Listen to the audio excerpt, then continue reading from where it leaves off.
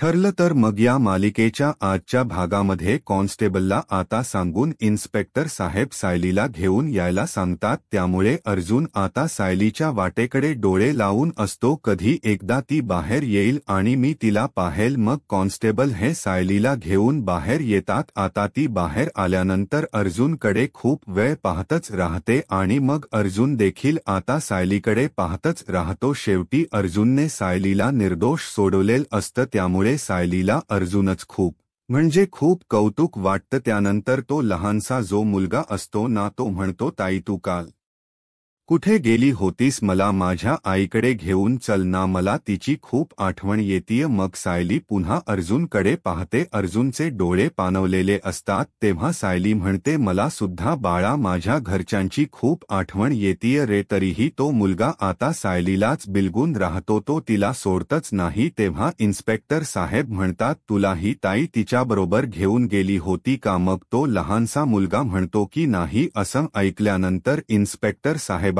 खात्री पडते की अर्जुन एवढ्या कॉन्फिडन्सने सांगत होता की माझी बायको निर्दोष आहे, माझ्या बायकोने काही केलं नाही, ते खरं आहे। लहान मुलानेच असं बोलल्यानंतर मात्र अर्जुनच्या जीवात जीव येतो। मग त्यानंतर तो मुलगा सांगू लागतो की दोन घाणेरडी माणसं आली आणि त्यानंतर त्या माणसांनी ना या मावशीकडे मला सोडलं। तेव्हा सर्वजण त्या स्टॉलवाल्या ताईंकडे पाहू लागतात। मग आता तो पुढे म्हणतो की कालपासून ना मी तिथेच होतो, ताई मला माझ्या आईकडे घेऊन चल ना, असं तो सततच हट्टाने म्हणत असतो। तेव्हा त्या मुलाचं निरागस बोलणं ऐकून आता अर्जुनच्याच डोळ्यात पाणी येतं। मग त्यावेळी आता तोच विचारतो, इन्स्पेक्टर साहेब अजून कोणता पुरावा हवाय तुम्हाला जेणेकरून हे सिद्ध होईल की माझी बायको निर्दोष आहे? तेव्हा इन्स्पेक्टर साहेब आता क्षणाचाही विलंब करता कॉन्स्टेबल साहेब सोडा त्यांना, असं म्हणतात। तेव्हा अर्जुन सायली खूपच खुश होतात आणि पुन्हा प्रेमाने एकमेकांकडे पाहू लागतात। मग सायलीला आता ते सोडवून देतात। त्यावेळी सायली पटकन जाते आणि अर्जुनला मिठी मारते। दोघेही आता रडत असतात, त्यांच्या डोळ्यात खरंतर ते आनंदाश्रय असतात। अर्जुनला आता सायलीला भेटून खूपच आनंद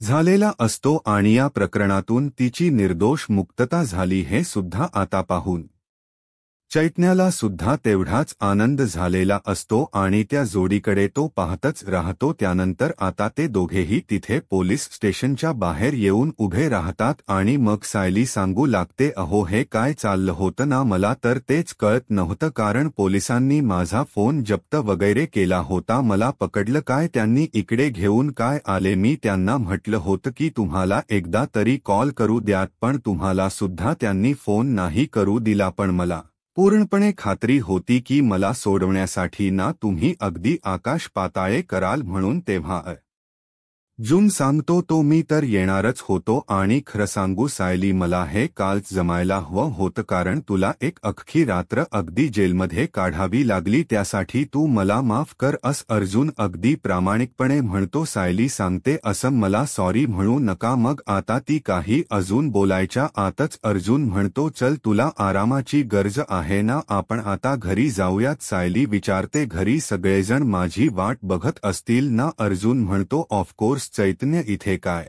आहे ना ते सगळं बघून ऊन घेईल, आपण दोघेही घरी जाऊयात। त्याच वेळी तो लहानसा जो मुलगा असतो ना, त्या मुलाचे आईवडील आता अर्जुन जवळ येतात आणि तुम्ही अर्जुन सुभेदारच ना? मग आम्हाला सांगा, आमचा मुलगा याच पोलीस स्टेशनमध्ये आणलाय का? असं ते विचारतात, जो त्या चौकामधून गायब झाला होता। तेव्हा अर्जुन आणि सायली दोघेही धक्क्यानेच एकमेकांकडे पाहतात की त्या लहानशा मुलाचे आईवडील हेच आहेत म्हणून। मग आता अर्जुन त्यांना सांगतो की हो, याच पोलीस स्टेशनमध्ये त्या मुलाला आणलंय। पुढे अर्जुन विचारतो, तुम्हीच त्याच्या किडनॅपिंगची कंप्लेंट केली होती का?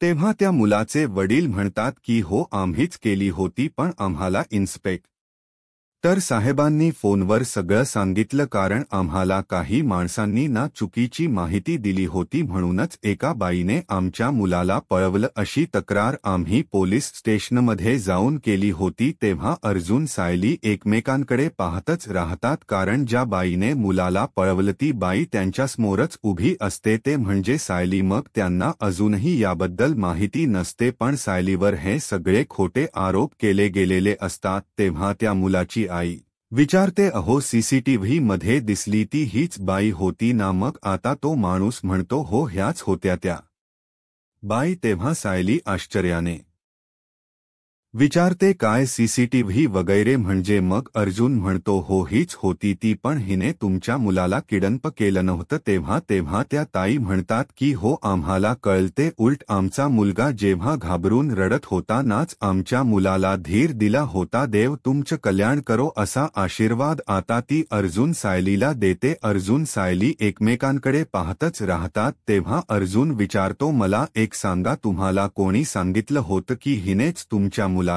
किडनप केले तुम्ही त्यांना ओळखता का मुलाचे आईवडील अगदी धक्क्यानेच एकमेकांकडे पाहतात तेव्हा आता त्या मुलाचे वडील म्हणतात नाही पण तेथे ना खूप म्हणजे खूप गर्दी होती त्या गर्दीपैकीच कुणीतरी बोललं पण तेव्हा ना आम्हाला खरंच काही सुचत नव्हत होत फक्त आमचा मुलगा मिळावा ना एवढंच आमच्या मनात होतं सॉरी हा आमच्यामुळे तुम्हाला अटक झाली असं त्या ताई म्हणतात आणि सायलीची माफी मागू लागतात तेव्हा सायली सांगते हरकत नाही तुम्ही काळजी करू नका तुमचा मुलगा ना आतमध्ये आहे अगोदर त्याला जाऊन भेटा तेव्हा अर्जुन सांगतो ती माणस नक्की कोण होती त्यांना ना शोधायलाच हवं पण अगोदर आपण घरी जाऊयात असं म्हणून आता अर्जुन आणि सायली दोघेही घरी जायला निघतात इकडे घरी अजूनही कुणाच्या जीवात जीव नसतो कारण कधी एकदा सायली घरी येती असं त्यांना होत असतं मधुभाऊ सुद्धा हॉलमध्ये बसलेले असतात प्रताप सारखा अर्जुनला कॉल करत असतो कल्पनाचंही लक्ष अगदी विचलितच असतं आणि ती वाटेकडे डोळे लावून बसलेली असते त्यावेळी प्रियाच मात्र आपलं मोबाईलमध्ये काहीतरी सुरू असतं ती सगळ्यांकडेच दुर्लक्ष करत असते आणि त्यानंतर सगळ्यांकडे पाहते आणि गालात हसत असते कारण सर्वांच्या चेहऱ्यावर सायली अर्जुन विषयीची काळजी तिला दिसत असते आणि त्यांचेच हे चेहरे पाहून मात्र ती गालात हसते नंतर प्रिया आता अश्विनला मेसेज करते की मी मैत्रिणीकडे जातीये मला तासभर लागेल आणि एका तासाभराने आपल्या नेहमीच्या कॅफे जवळ तू भेट असा मेसेज ती पाठवते आणि बाहेर जाणार असते त्यानंतर इकडे प्रताप म्हणतो मधुभाऊ अहो आता तर अर्जुनचा फोन सुद्धा लागत नाहीये कारण तिथे नेमकं काय झालं असेल हे कसं कळेल आपल्याला तर आता सगळे जण अजूनच काळजीत पडतात तेव्हा मधुभाऊंच लक्ष दाराकडे जातं तर सायली आणि अर्जुन हे दोघेही आता घरात आलेले असतात सायलीला पाहून मधुभाऊंना म्हणजे खूपच आनंद होतो ते आता पटकन उठतात आणि सायलीकडे जातात आणि तिला प्रेमानेच ते जवळ घेतात तर आता सायली अगदी निर्दोषपणे सुटली हे पाहून प्रियाला तर धक्काच बसतो डोळे मोठे करून पुन्हा ती सायलीकडे पाहू लागते आता ही सुटलीच कशी हिला 15 दिवस जेलमध्ये सडा चढाव लागेल असा मी सापळा चांगला रचला होता आणि त्यातूनही ही वाचली मनातच म्हणून प्रिया दातोट खाऊ लागते आणि रागातच सायली अर्जुनकडे पाहते तेव्हा सायली अगोदर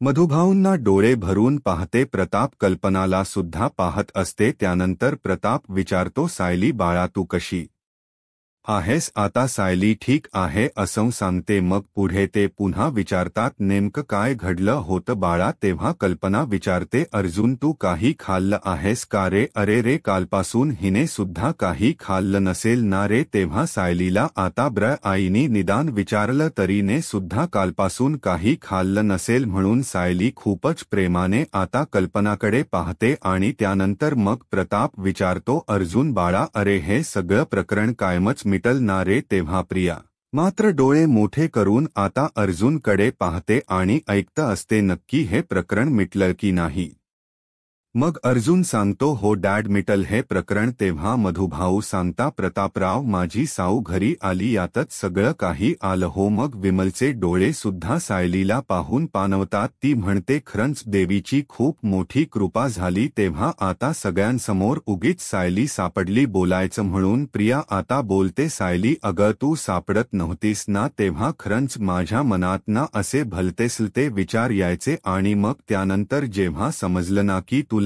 अटक झालीये तेव्हा मला समजलं की आता सगळं संपलं बाबा तेव्हा प्रियाचा आता बोलण्याचा सूरच वेगळा असतो म्हणून सायली जरा धक्क्यानेच तिच्याकडे पाहते, मग अर्जुन म्हणतो, असं कसं संपेल, मी तर जिवंत आहे अजून. असं म्हणून प्रियाची बोलतीच तो बंद करतो, कारण मी जिवंत असताना माझ्या बायकोवर एकही संकट येणार नाही हे त्याला चांगलंच माहीत असतं. आणि तसंच ठणकावून तो प्रियाला सांगतो. मग प्रिया गोंधळते आणि म्हणते, अरे अर्जुन, मी देवी आईकडे हीच प्रार्थना करत होते की हिला सोडवण्यामध्ये ना तुला यश मिळव. तेव्हा खोटारड्या प्रियाचा खोटेपणा अर्जुनला माहीत असतो, पण आता उगीच वाद नको म्हणून तो गप्प राहतो. तेव्हा प्रताप आता शंका काढत असतो आणि विचारतो, मला कळत नाही अर्जुन, हे मुलं पळवणं प्रकरण वगैरे घडलंच कसं. तेव्हा प्रियाला जरा घाबरल्यासारखं होतं, कारण याच्यामुळे जर अर्जुन शिरला तर माझ्यापर्यंत नक्कीच पोहोचणार याची खात्री मात्र तिला असते. तेव्हा अर्जुन सांगतो की मी सगळं काही सांगतो, काय घडलं ते तर सायलीला बसू द्या तरी, कारण ती खूप डिस्टर्ब आहे. मग अर्जुन सायलीला तिथे बसायला सांगतो. सायली सोफ्यावर बसते, अर्जुन सुद्धा तिच्या शेजारी बसतो. मग आता विमल पटकन सायली अर्जुनला पाणी देते. त्यानंतर सर्वजण तेथे ऐकत असतात की नक्की काय घडलं हे अर्जुन सांगतोय. तेव्हा तो सांगत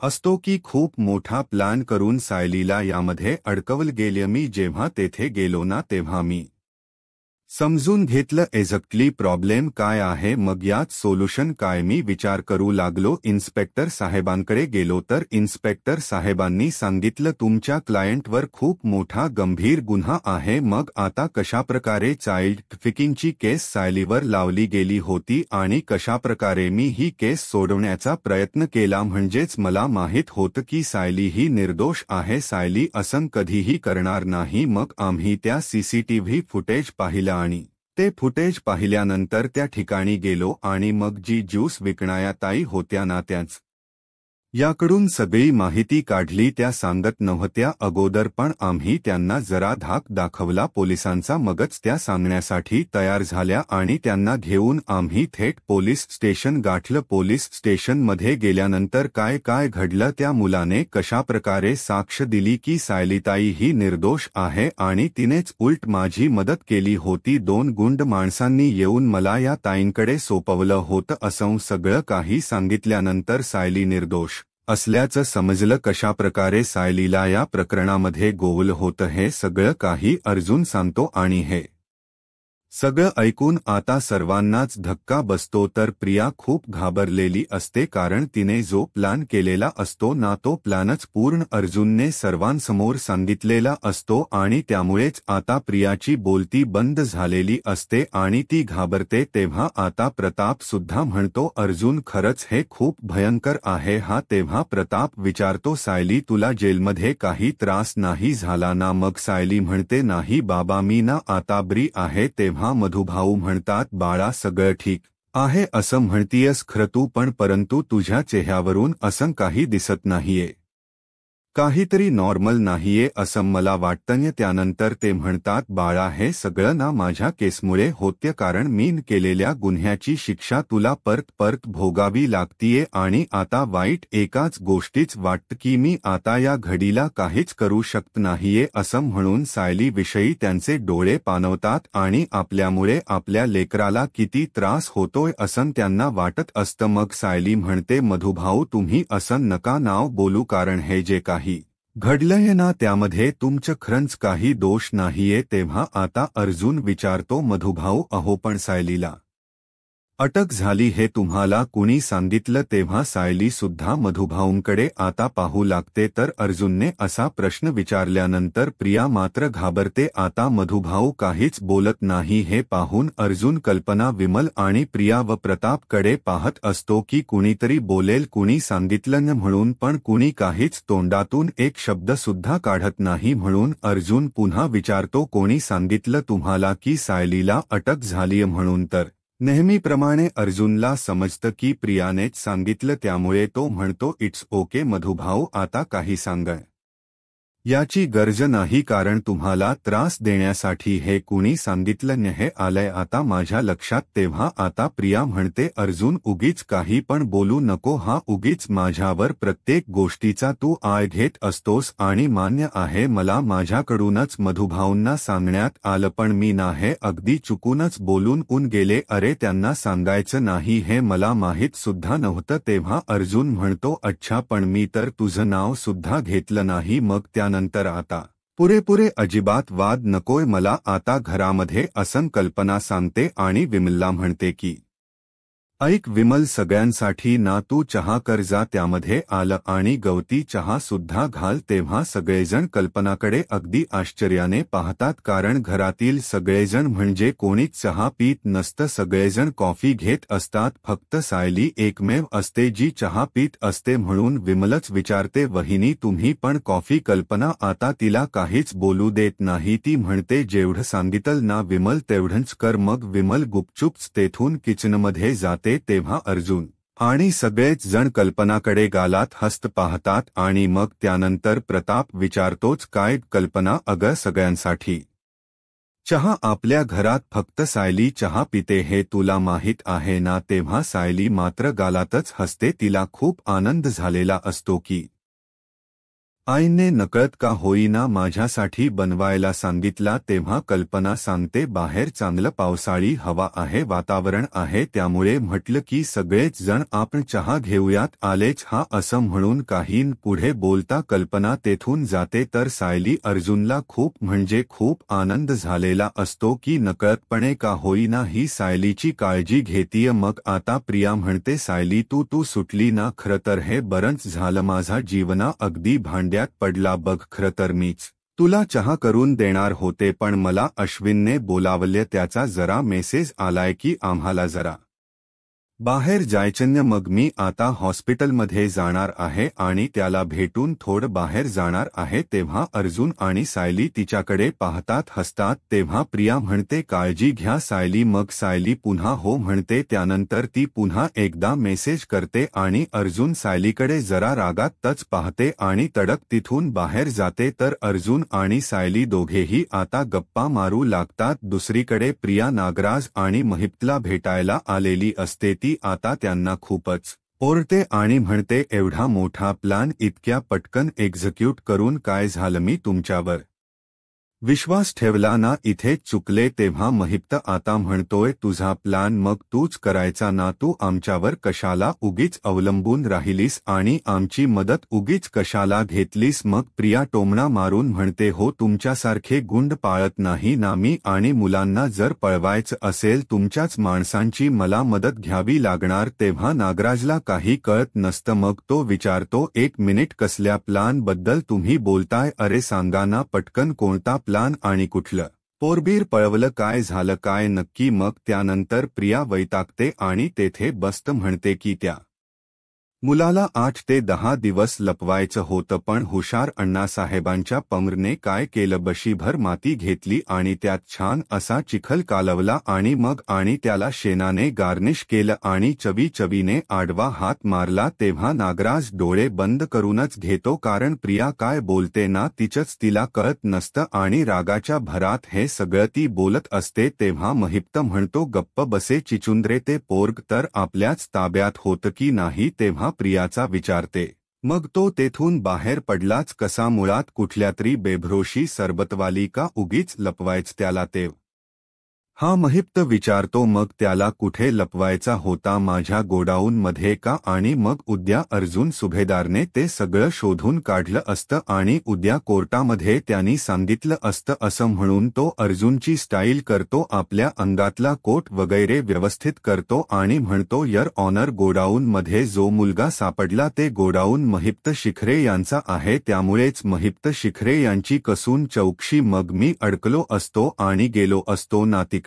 जेलामध्ये, मग मला वाचवायला कोण आलं असतं? तू आली असती का चिचुंदरे? असं म्हणून तो प्रियालाच ओरडतो की तुझा तो खोटा बाप आला असता किल्लेदार. तेव्हा नागराज म्हणतो, अरे थांबा, हे काय चाललंय? काय तुमचं मला सांगणार आहे का कोणी? एक तर माझ्या अप्रोक्ष प्लॅन करता आणि मग तो प्लॅन फ्लॉप होतो आणि मग आपलं रडत बसता. आता निदान कशासाठी रडताय ते तरी कळू द्यात मला. तेव्हा आता महिप्त आणि प्रिया एकमेकांकडे पाहू लागतात की नक्की आपण कोणता प्लॅन केला होता आणि तो फ्लॉप कसा झाला हे नागराजला कोणत्या तोंडाने सांगायचं. तर दुसरीकडे अर्जुन आणि सायली दोघेही रूममध्ये असतात. अर्जुन प्रेमानेच सायलीकडे पाहत असतो, त्याच्या डोळ्यात पाणी येतं आणि तो सायलीच्या डोक्यावरून हात फिरवत असतो, लहान मुलासारखं सायलीला ट्रीट करत असतो. तेव्हा सायली आता डोळे भरूनच अर्जुनकडे पाहते आणि विचारते की काय झालं. तेव्हा अर्जुन म्हणतो, जेव्हा तू सापडत नव्हतीस ना तेव्हा खरंच मी खूप घाबरलो होतो. मला खरंच काही म्हणजे काहीही सुचत नव्हतं आणि तुला काही झालं असतं तर माझा जीव सुद्धा गेला असता. तेव्हा सायली म्हणते, अहो असं म्हणून ती पटकनच आता अर्जुनच्या तोंडाला हात लावते आणि असं बोलायचं नाही म्हणते. मग त्यानंतर अर्जुन खूप इमोशनल झालेला असतो आणि म्हणतो, मग त्यानंतर मला समजलं की तुला अटक झाली आहे. तेव्हा सुद्धा मला खरंच खूप टेन्शन आलं, पण सोबत धीर सुद्धा आला, कारण मला माहीत होतं मी वाटेल ते करेन पण तुला सोडवेन म्हणजे